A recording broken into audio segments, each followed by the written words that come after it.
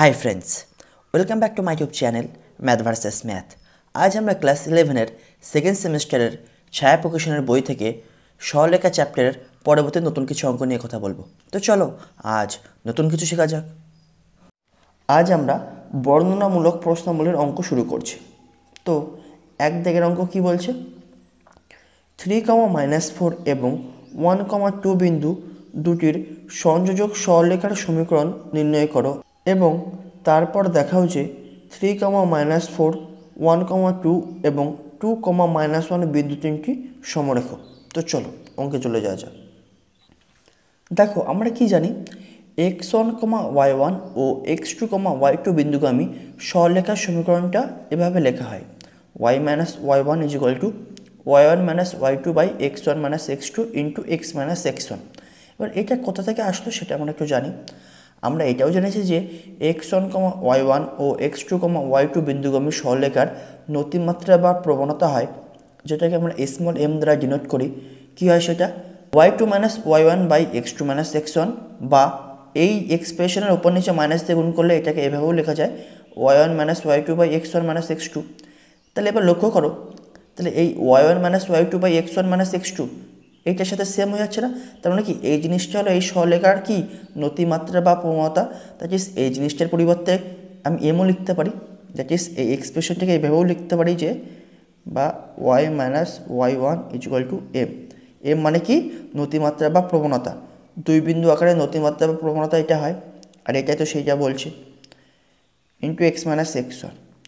এবার অরিজিন, এই যে ইকুয়েশনটার অরিজিন কোথা থেকে? এই যে এখান থেকে x1, y1 বিন্দুগামী ও m প্রবণতা বিশিষ্ট সরলরেখার সমীকরণ হয় y - y1 = m × x - x1। যদি তোমাকে ডাইরেক্ট প্রবণতার ভ্যালুটা বলে দেয় তাহলে আমরা এই ফর্মুলা ইউজ করব, কিন্তু তোমাকে যদি ডাইরেক্ট প্রবণতা না বলে দেয়, তার পরিবর্তে যদি বলে দেয় দুটো বিন্দু, আর দুটো বিন্দু মানে x1, y1 আর x2, y2, মানে যে কোনো দুটো বিন্দু যদি তোমাকে বলে দেয়, তাহলে সেই দুটো বিন্দুর সাহায্যে আমরা প্রবণতা বের করে নেবো। তখন এই ইকুয়েশনটা ইউজ করব, কারণ কি এই জায়গায় প্রবণতাটা বের করেছে দুই বিন্দুর সাহায্যে। আর যদি ডাইরেক্ট প্রবণতা বলে দিত তখন আমরা এই ফর্মুলাটা ইউজ করতাম। ঠিক আছে, এবার চলো আমাদের অঙ্কে চলে যাওয়া যাক।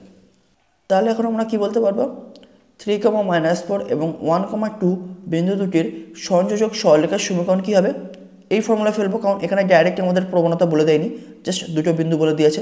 তার মানে কি এই ফর্মে লিখবো, দুই বিন্দুর সাহায্যে আমরা প্রবণতাটাকে বের করে দেবো। ঠিক আছে, তাহলে আমি মনে করছি বোঝার সুবিধার্থে মনে করো এই বিন্দুটার স্থানাঙ্ক হচ্ছে x1, y1, আর এটার স্থানাঙ্ক x2, y2।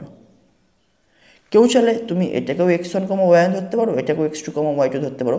আমি দুটোভাবেই তোমাদের করে দেখাচ্ছি যাতে তোমাদের বুঝতে কোথাও অসুবিধা না হয়। তোমরা ভাববে তাহলে হয়তো দুটো আলাদা ইকুয়েশন আসতো, না, দুটো সেম ইকুয়েশনে আসবে। আমি দুবারই করে তোমাদের দেখাবো, তোমরা পরীক্ষা হলে যে কোনো একটা করবে। ঠিক আছে, তাহলে y - y1, তাহলে y - y1 মানে এখানে কত? -4 = নতি বা প্রবণতাটাকে এভাবে লিখবো দুই বিন্দুর সাহায্যে। তাহলে কি বলছে? y1 - y2, y1 মানে কত? -4, y2 মানে -2, মানে y2 মানে 2, আর মিডিলে মাইনাস ছিল বলে সেই minus, by x1 - x2, x1 মানে কত? 3, আর x2 কত? 1, তাহলে -1 ইন্টু x - x1, তাহলে x - 3। এবার এটাকে সিম্পলিফাই করো, বা y -+4 = -6/2 into x - 3।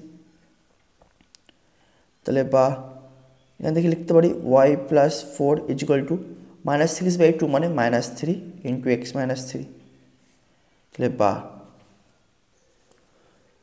y + 4 = -3x, আর +9, রাইট? এবার এটাকে এই পাশে পাঠিয়ে দাও, তাহলে -3x এই পাশে চলে আসলে প্লাস হয়ে যাবে। তাহলে 3x + y = 9, আর 4টাকে ওই পাশে পাঠিয়ে দিলাম -4। তাহলে বা 3x + y = 5। এটা হবে এই সরলরেখার ইকুয়েশন।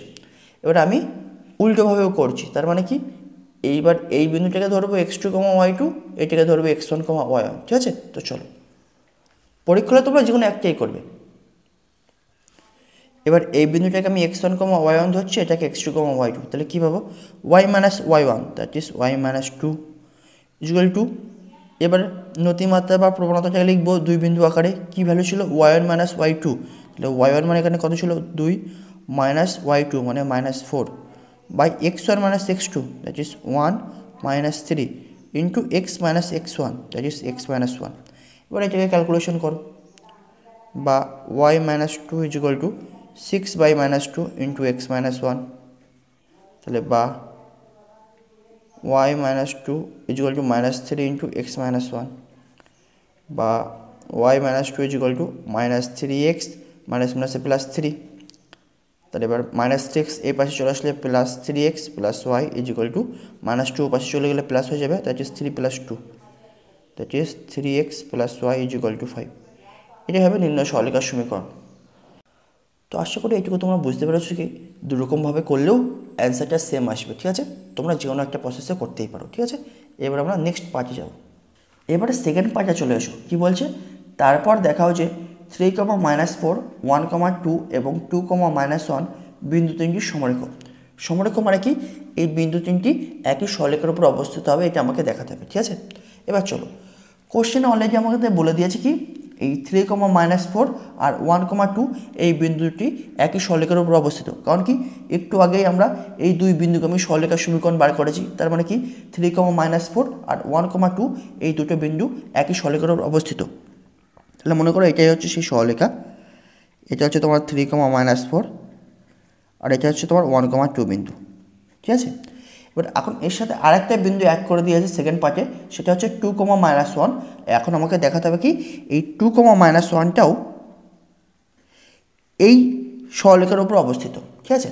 এখন বইতে বলছে দেখো তারপর, এই যে শব্দটা লক্ষ্য করো, তারপর দেখাও যে তারপর মানে কি এই যে পার্টটার অ্যান্সার আমাকে প্রথম পার্টের সাথে কানেক্ট করতে হবে। তাহলে প্রথম পার্টের সাথে যদি আমি কানেক্ট করতে চাই সেকেন্ড পার্টের অ্যান্সারটা আনার জন্য, তাহলে আমরা কী করব, অলরেডি আমরা এই দুই বিন্দুগামী দ্যাট ইজ 3, -4 আর 1, 2 বিন্দুগামী সরলরেখার সমীকরণ পেয়ে গেছি কত, 3x plus y equal to 5। এই দুই বিন্দুগামী সরলরেখার সমীকরণ।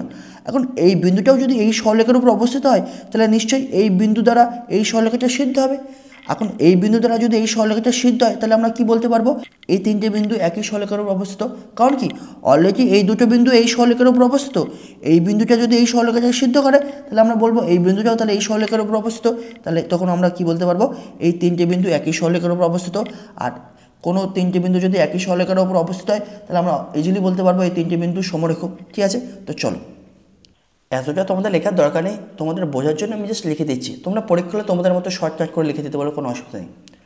যেহেতু 3, -4, 1, 2 বিন্দুগামী সরলরেখার সমীকরণ হয় 3x plus y equal to 5, এটাকে আমি 1 নম্বর ইকুয়েশন নামকরণ করলাম। এখন 2, -1 বিন্দু দ্বারা যদি এক সরলরেখা সিদ্ধ হয় তখন আমরা বলতে পারি 2, -1 বিন্দুটিও এক সরলরেখার উপর অবস্থিত। অর্থাৎ 3, -4, 1, 2 ও 2, -1 বিন্দু তিনটি একই সরলরেখার উপর অবস্থিত। অতএব 3, -4, 1, 2 ও 2, -1 বিন্দু তিনটি সমরেখ হবে। তো চলো এবার দেখি 2, -1 বিন্দু দ্বারা এক সরলরেখা সিদ্ধ হয় কিনা। জাস্ট তাহলে এক সরলরেখার বাম পক্ষে এখন এক্স আর ওয়াইয়ের পরিবর্তে 2 আর -1 বসাবো যথাক্রমে। তো চলো, অতএব 3 × 2 প্লাস -1, তাহলে কথা হচ্ছে 6 - 1 ইকুয়াল টু 5।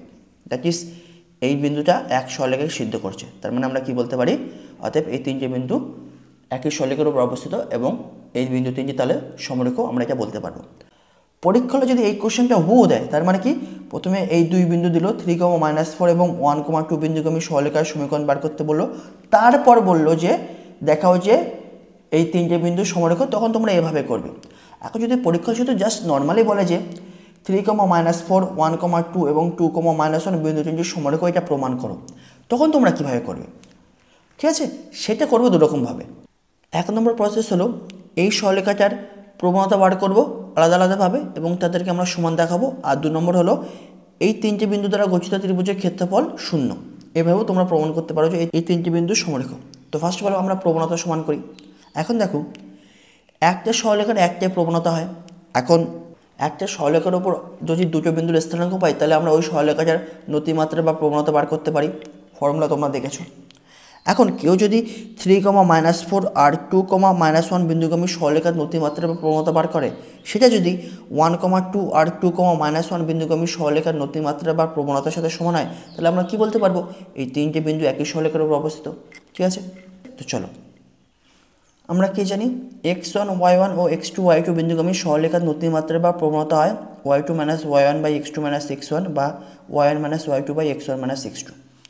এখন আমরা ফার্স্ট অফ অল 3,-4 ও 2,-1 বিন্দুগামী সরলরেখার নতিমাত্রা বা প্রবণতা বার করছি। তাহলে এটাকে মনে করে নাও তুমি x1, y1 বোঝার সুবিধার্থে, আর এটাকে মনে করে নাও x2, y2। ঠিক আছে, তো চলো তাহলে কী হবে নতিমাত্রা বা প্রবণতা, এই ফর্মুলা আমি ফেলছি আমি y2 minus y1 by x2 minus x1। তাহলে y2 মানে কত এখানে -1 মাইনাস y1 কত -4 by x2 minus x1 that is 2 minus 3। তাহলে ওভারঅল কত পাচ্ছ -1 মাইনাস মাইনাসে +4, তাহলে -1 + 4 বাই -1, তাহলে ইকুয়াল কত লিখতে পারি ওভারঅল -3। তাহলে 3,-4 ও 2,-1 বিন্দুগামী সরলরেখার প্রবণতা কত -3। ঠিক একরকমভাবে আমি 1,2 আর 2,-1 বিন্দুগামী সরলরেখার নতিমাত্রা বা প্রবণতা বার করছি। তাহলে এখানে তুমি 1,2টাকে x1, y1 ধরে নাও, আর এটাকে x2, y2। তাহলে ফর্মুলায় ফেলো, তাহলে কি পাবো y2 মাইনাস y1, তাহলে এখানে y2 মানে কত আছে -1 মাইনাস y1 মানে কত 2 বাই x2 মাইনাস x1 কত আছে 2, x1 কত 1, তাহলে -1 ইকুয়াল টু -3/1 ইকুয়াল টু -3। তাহলে দেখো এক্ষেত্রে প্রবণতাগুলো সেম হচ্ছে, তাহলে আমরা কি বলতে পারবো এই তিনটি বিন্দু একই সরলরেখায় অবস্থিত। তাহলে এখন আমরা কি বলতে পারি যেহেতু প্রবণতাগুলি সমান হচ্ছে তাহলে অতএব এই তিনটি বিন্দু সমরেখ। এবার আমরা নেক্সট প্রসেসে যাচ্ছি কীভাবে করা যায় এই তিনটি বিন্দু তো চলো এবার আমরা নেক্সট প্রসেসে যাই। আর আমরা কি জানি x1, y1, x2, y2 ও x3, y3 এই বিন্দু তিনটির সংযোগে উৎপন্ন ত্রিভুজের ক্ষেত্রফলটা আমরা কীভাবে বার করতে পারি এভাবে, হয় লেখো তুমি হাফ ইন্টু মজার মধ্যে y1 into x2 minus x3 plus y2 into x3 minus x1 plus y3 into x1 minus x2 বর্গ একক, কিংবা হাফ ইন্টু মজার মধ্যে x1 into y2 minus y3 plus x2 into y3 minus y1 plus x3 into y1 minus y2 বর্গ একক। এবার এটা পরীক্ষা হলে তোমরা কীভাবে মনে রাখবে দেখো 1, 2, 3 এই যে সার্কেলটা এভাবে যাচ্ছে। ঠিক আছে, ফার্স্ট অফ অল তুমি লেখো y1। ঠিক আছে, যদি তুমি y1 লেখো তাহলে 1-এর পরে কী আসে 2, 3, তাহলে ব্র্যাকেটের মধ্যে x2 মাইনাস x3 প্লাস তারপরে 2 লিখলে তাহলে y2, যদি y2 লেখো তাহলে 2-এর পরে কী আসছে 3 আর 1 that is x3 minus x1 plus এবার y3 যদি লেখো তাহলে 3-এর পরে আবার কী আসছে 1 আর 2, এই সার্কেল অনুযায়ী যাবে, তাহলে ব্র্যাকেটের মধ্যে কী আসবে x1 মাইনাস x2। ঠিক একরকমভাবে এখানেও দেখো প্রথমে লিখলে তুমি 1, এবার y1 লিখেছিলে, এবার x1 যদি তুমি লেখো তাহলে x1 ইন্টু তাহলে 1-এর পরে কী আসবে 2 আর 3 দ্যাট ইজ ব্র্যাকেটের মধ্যে হবে y2 মাইনাস y3 প্লাস 2 যদি লেখো দ্যাট ইজ x2, তাহলে এবার ব্র্যাকেটের মধ্যে আসবে y3 মাইনাস y1। এবার কেউ যদি 3 লেখে দ্যাট ইজ x3 যদি লেখে তাহলে ব্র্যাকেটের মধ্যে কী আসবে 3-এর পরে কী আসে 1 আর 2 that is y1 minus y2 বর্গ একক। এবার তোমরা পরীক্ষা হলে যে কোনো একটা এই দুটোর মধ্যে চুজ করবে, তো আমি প্রথমটা চুজ করে দেখাবো যে আমাকে এই যে তিনটি বিন্দু দিয়েছে না, এই তিনটি বিন্দু দ্বারা গঠিত ত্রিভুজের ক্ষেত্রফল 0। তাহলে আমরা কি বলতে পারবো এই তিনটি বিন্দু একই সরলরেখার উপর অবস্থিত, অর্থাৎ এই তিনটি বিন্দু সমরেখ। তো চলো তাহলে এখন আমরা লিখে নিলাম যদি 3,-4, 1,2 ও 2,-1 বিন্দু তিনটি দ্বারা গঠিত ত্রিভুজের ক্ষেত্রফল 0 হয় তবে আমরা বলতে পারি এই বিন্দু তিনটি সমরেখ। তাহলে এখন এই তিনটি বিন্দু দ্বারা গঠিত ত্রিভুজের ক্ষেত্রফল আমরা বার করব এই ফর্মুলা অনুযায়ী। ঠিক আছে, তাহলে আমি মনে করছি এটা হচ্ছে তোমার x1, y1, এটা তোমার x2, y2, আর এটা তোমার x3, y3। ঠিক আছে, তো চলো তাছাড়া আমরা সবসময় এই ফর্মুলাটা মনে রাখবো 1, 2, 3, 1 আসলে তারপরে 2 আর 3, 2 আসলে তারপরে 3 আর 1, 3 আসলে তারপরে 1 আর 2। তো ফার্স্ট অফ অল এখানে কী আছে ফার্স্ট অফ অল কী আছে হাফ ইন্টু মজের মধ্যে y1, তাহলে এখানে y1 মানে কত -4, তাহলে y1-এর পরে মানে 1 এসে গেল, তারপরে কী আসবে 2 আর 3, তাহলে 2 আর 3 কার আসবে x2 মাইনাস x3, তাহলে x2 মানে এখানে কত 1 আর x3 কত -2, মানে x3 হচ্ছে 2 আর ফর্মুলার মাইনাস প্লাস y2 মানে এখানে কত আছে y2 মানে আছে তোমার 2, তাহলে 2 আসলে তারপরে কী আসবে 3 আর 1, তার মানে কি x3 মাইনাস x1 কত আছে 2 মাইনাস x1 কত আছে 3, তারপর কি আসবে 3, তাহলে কি 3 আসবে y3 কত আছে -1 আছে, তাহলে 3 এসে গেল, তারপরে কি আছে x1 মাইনাস x2, তাহলে x1 মানে কত 3 আর x2 মানে কত 1, 3 মাইনাস 1 বর্গ একক। এবার এটাকে সিম্পলিফাই করো, তাহলে হাফ ইন্টু -4 ইন্টু এটা -1 প্লাস 2 ইন্টু এখানে -1 প্লাস মাইনাসে মাইনাস আর 3 মাইনাস 1 মানে 2, রাইট বর্গ একক। অতএব কত পাচ্ছ 4 প্লাস মাইনাসে 2 মাইনাস 2 দ্যাট ইজ হাফ, এটা 0 হয়ে যাচ্ছে ইন্টু 0 দ্যাট ইজ 0 বর্গ একক, বা শুধু 0ও লিখতে পারো, কোনো অসুবিধা নেই। তার মানে আমরা কি বুঝতে পারছি যে এই বিন্দু তিনজি দ্বারা গঠিত ত্রিভুজের ক্ষেত্রফল 0, তার মানে কি এই বিন্দু তিনজি দ্বারা কোনো ত্রিভুজ তৈরিই হচ্ছে না। তার মানে কি এই বিন্দু তিনটি তাহলে একই সরলরেখার উপর অবস্থিত, সেজন্য কোনো ত্রিভুজ তৈরি করতে পারছি না। দ্যাট ইজ একই সরলরেখার উপর অবস্থিত, সেজন্য আমরা কি বলতে পারি এই বিন্দু তিনটি সমরেখ। ঠিক আছে, এবার আমরা নেক্সট অঙ্কে যাব। 2 দাগের অঙ্ক কী বলছে, একটি ত্রিভুজের শীর্ষবিন্দু তিনটির স্থানাঙ্ক হয় 2, -2, 4, 2 এবং -1, 3। ত্রিভুজটির -1, 3 বিন্দুগামী মধ্যমার সমীকরণ নির্ণয় করো। তো ফার্স্ট অফ অল আমরা কোনো ত্রিভুজের মধ্যমা বলতে কী বোঝায় সেটা জানবো, তারপরে আমরা অঙ্কে চলে যাব। এখন মধ্যমা কাকে বলে, ত্রিভুজের একটি শীর্ষবিন্দু থেকে তার বিপরীত বাহুর মধ্যবিন্দু সংযোজক সরলরেখাকে আমরা মধ্যমা বলি। তার মানে কি, মনে করো এই একটা ত্রিভুজ, মনে করো এ বি সি। এখন এ শীর্ষবিন্দু থেকে বিসি বাহুর মধ্যবিন্দু, মনে করো বিসি বাহুর মধ্যবিন্দু হচ্ছে তোমার ডি, ডি হচ্ছে বিসি বাহুর মধ্যবিন্দু। এখন এ আর ডি যদি আমি যোগ করে দিই তাহলে এডি হবে তোমার এই ত্রিভুজের একটা মধ্যমা। কেউ যদি এসি বাহুর মধ্যবিন্দু মনে করো ই, কেউ যদি বি আর ই যোগ করে দেয় তাহলে বিই হবে একটা মধ্যমা। আবার মনে করো এবি বাহুর মধ্যবিন্দু হচ্ছে তোমার এফ, এখন কেউ যদি সি আর এফ যোগ করে দেয় তাহলে সেটাও হবে একটা মধ্যমা। তাহলে একটা ত্রিভুজের কটা মধ্যমা হতে পারে, 3টে মধ্যমা হতে পারে। তো চলো এবার আমরা অঙ্কে চলে যাই। প্রশ্ন অনুসারে কী বলছে, প্রদত্ত ত্রিভুজের শীর্ষবিন্দু তিনটির স্থানাঙ্ক হয় 2, -2, 4, 2 এবং -1, 3। মনে করো এই হচ্ছে সেই ত্রিভুজ, আমি মনে করছি এই ত্রিভুজের শীর্ষবিন্দু তিনটি হচ্ছে এ বি সি। তাহলে আর এটাও মনে করছি এ সমান তোমার হচ্ছে এটা 2, -2, বি হচ্ছে তোমার 4, 2 আর সি হচ্ছে তোমার -1, 3। ঠিক আছে, এখন তাহলে এর পাশে বিন্দুগুলোর স্থানাঙ্কগুলো লিখে নিই, এটা ব্র্যাকেটে লিখে দাও মনে করি। ঠিক আছে, মনে করি। তাহলে এ মানে কত 2, -2 মানে এ বিন্দুর স্থানাঙ্ক, বি এর স্থানাঙ্ক কত 4, 2 সি এর স্থানাঙ্ক লিখে ফেলেছি, বি এর স্থানাঙ্ক হচ্ছে তোমার 4, 2 আর সি এর স্থানাঙ্ক হচ্ছে তোমার -1, 3। এখন কোশ্চেনে কী বলেছে, বলেছে -1, 3 বিন্দুগামী মধ্যমা সমীকরণ নির্ণয় করো। দ্যাট ইজ সি বিন্দুগামী মধ্যমা, দ্যাট ইজ সি শীর্ষবিন্দুর বিপরীত বাহুর মধ্যবিন্দুগামী সরলরেখার সমীকরণ আমাকে বার করতে হবে। এখন আমি মনে করছি এই সি শীর্ষবিন্দুর বিপরীতে কোন বাহুটা আছে, এবি বাহু। এখন এবি বাহুর মধ্যবিন্দু মনে করছি আমি ডি। ঠিক আছে, তাহলে আমি এখন ডি এর স্থানাঙ্ক বার করতে পারবো। কীভাবে বার করবো তো চলো সেটা একবার দেখে নিই। এখন মনে করো একটা সরলরেখা আছে এবি, ঠিক আছে, এ বিন্দুর স্থানাঙ্ক x1, y1 আর বি বিন্দুর স্থানাঙ্ক x2, y2। ঠিক আছে, এই হচ্ছে তোমার এ বিন্দু, এ হচ্ছে বি বিন্দু। এখন এবি বাহুর মধ্যবিন্দু হচ্ছে তোমার সি। ঠিক আছে, তাহলে সি এর স্থানাঙ্ক কী হবে x1 + x2/2 y1 + y2/2। Just x এর স্থানাঙ্কগুলোকে যোগ করে 2 দিয়ে ভাগ আর ওয়াই এর স্থানাঙ্কগুলোকে যোগ করে 2 দিয়ে ভাগ।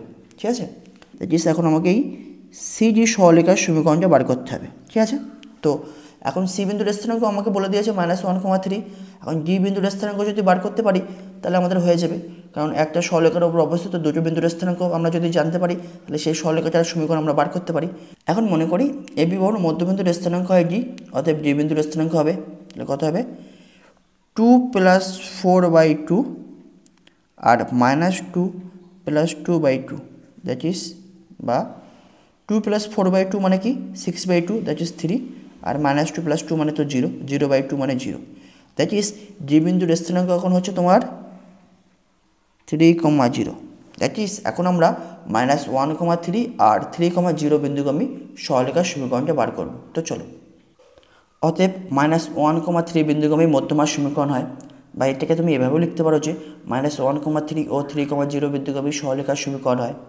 তো দেখো আমরা কি জানি, x1, y1 ও x2, y2 বিন্দুগামী সরলরেখার সমীকরণ কি হয়, y - y1 = y1 - y2 xy - x2 x - x1। এখন আমি এটাকে মনে করছি x1, y1, আর এটাকে মনে করছি আমি x2, y2। তাহলে আমি সরলরেখার সমীকরণটা কী পাবো, y - y1 that is y - 0 y1 - y2 that is 0 - 3 by x1 - x2 that is 3 - -1 into x - x1 that is x - 3 লিখতেই পারি। দ্যাট ইজ এখানে আমি কি লিখতে পারি, y - 0 মানে y -3 বাই 3 +1 3 + 1 মানে কত 4 ইন্টু x - 3। এবার কোণে গুণ করে দাও, তাহলে বা 4y -3 ইন্টু x - 3, তো ডাইরেক্ট -3কে এর সাথে গুণ করে দিচ্ছি, -3x +3 ইন্টু 3 মানে 9।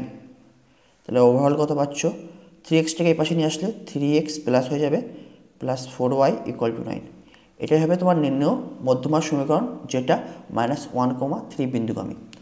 আশা করি তোমরা এই পর্যন্ত বুঝতে পেরেছো। নেক্সট ভিডিও আবার পরবর্তী নতুন কিছু অঙ্ক নিয়ে কথা হবে। Thanks for watching.